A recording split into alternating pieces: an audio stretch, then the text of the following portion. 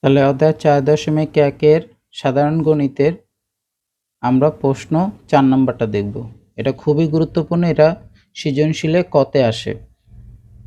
তাহলে লিখে নিই 2 inverse 1 a inverse 1 b inverse 1 inverse 1।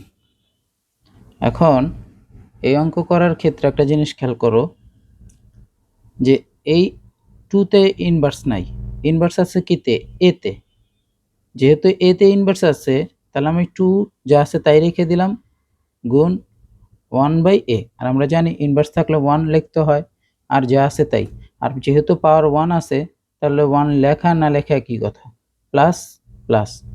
এটার উপরেও কিন্তু ইনভার্স নেই, এটা যা আছে তাই, শুধু ইনভার্সটা আসছেই বির উপরে, তাহলে 1/b। আর পাওয়ার যেহেতু 1 আছে তাহলে 1 লেখা না লেখা একই কথা।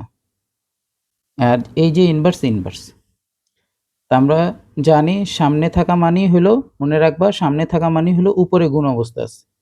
তাহলে উপরে গুণ করে দিই 2a পাওয়ার ভাগ a প্লাস 3 ভাগ b ইনভার্স 1। এখন a এবং b এর লসাগু করলে কত হয়? ab। আর a দিয়ে ab রে ভাগ করলে থাকে কি? b। তাহলে ওই b ওর সাথে গুণ করলে কত হয়? 2b। আবার বলি a দিয়া যদি আমি ab কে ভাগ করি তাহলে বের হবে কত? 2। ওই 2 সরি a দিয়া যদি আমি এটা ab কে ভাগ করি তাহলে বের হবে b।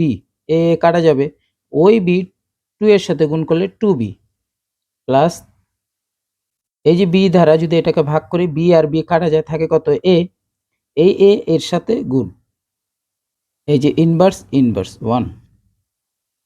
আমরা জানি ইনভার্স মানেই হলো উপরে 1 লিখতে হবে, আর যা আছে তাই।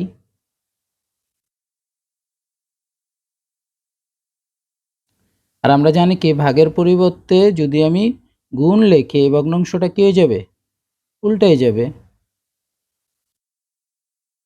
এখন সামনে 1 লেখা না লেখা একই কথা, তাহলে আমরা লিখতে পারি ab 2a 3a 2b।